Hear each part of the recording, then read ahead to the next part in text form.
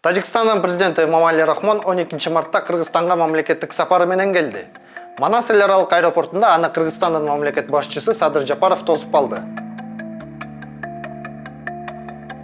Кыргызстандын президенттик администрациясынын маалыматына караганда, мамлекеттик сапардын алкагында 13 мартта өлкө лидерлери өз ара кызыкчылык туудурган маселелерди, эки тараптуу кызматташтыкты мындан ары тереңдетүүнү талкуулады. Эки тараптуу документтерге кол коюлду. Бул чек ара чырына байланыштуу эки өлкөнүн мамилеси начарлап кеткенден бери Эмомали Рахмондун Кыргызстанга биринчи сапары.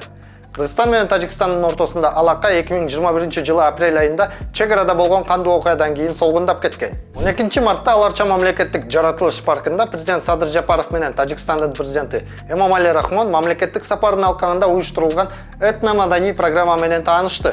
Бул тууралуу президенттин расмий сайтында маалымат берилди. Анда айтылгандай, эки өлкөнүн лидерлерин төкмө акындар, алып баатырлар жана аталар изи аттуу топтомунан улуттук кийим кийген кыздар тосуп алышты. Мамлекет башчылар кол өнөрчүлөрдүн аллеясында боз үйлөрдүн инсталляцияларында чагылдырылган көчмөн элдин жашоосу менен таанышты. Этно-маданий программанын алкагында концерт коюлду. Манас эпосунан үзүндү айтылды. Этно-маданий программа салбуурун көрсөтүү менен жыйынтыкталды. 13 мартта Бишкек шаарында Кыргыз Республикасынын президенти Садыр Жапаров менен Тажикстандын президенти Эмомали Рахмондун расмий жолугушуу аземи болуп өттү. Тажикстандын лидеринин кортежи атчандардын коштоосунда Ынтымак Ордо имаратынын алдына келди. Ынтымак Ордонун флаштокторуна Кыргызстандын жана Тажикстандын мамлекеттик желектери илинди. Ардак кароол тизилди. Килемдер төшөлдү. Андан соң Садыр Жапаров менен Эмомали Рахмон өздөрүнүн расмий делегация мүчөлөрү менен тааныштырышты. Андан кийин ардак кароолдун аскер кызматкерлери мамлекет башчыларынын алдынан салтанаттуу жүрүш менен өтүштү.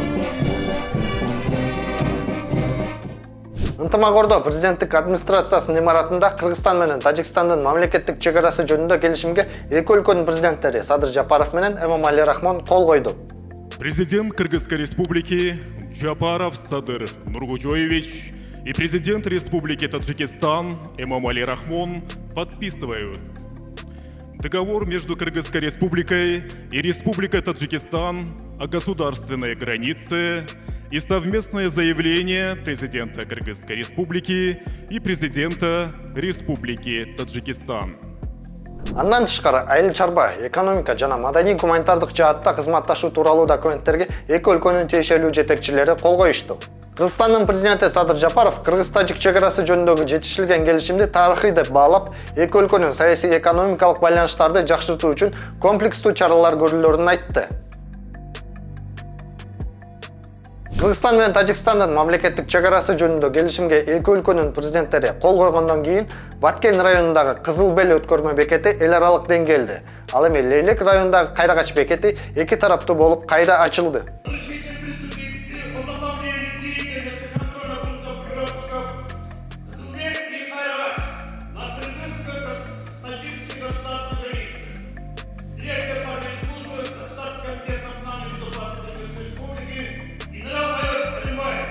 Разрешаю. Уважаемые офицеры Республики Таджикистан, главнокомандующий вооруженными силами Республики Таджикистан, разрешите возобновить деятельности контрольно-пропускного пункта Туристан, Маданьяр на таджикско-киргизской государственной границе, командующий пограничными войсками Государственного комитета национальной безопасности Республики Таджикистан генерал-майор Раджабзада.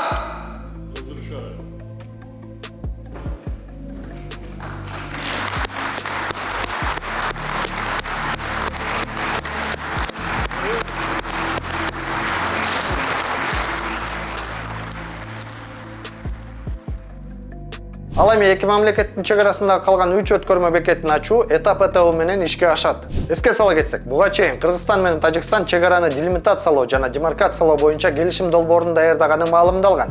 27 февралда Жогорку Кеңештин комитеттеринин биргелешкен жыйынында Кыргыз-Тажик чек арасын делимитациялоо жана демаркациялоо боюнча келишими жактырылган. Сиз менен Политклиника медиасы болду. Бизди Patreon'дон колдогонду унутпаңыз.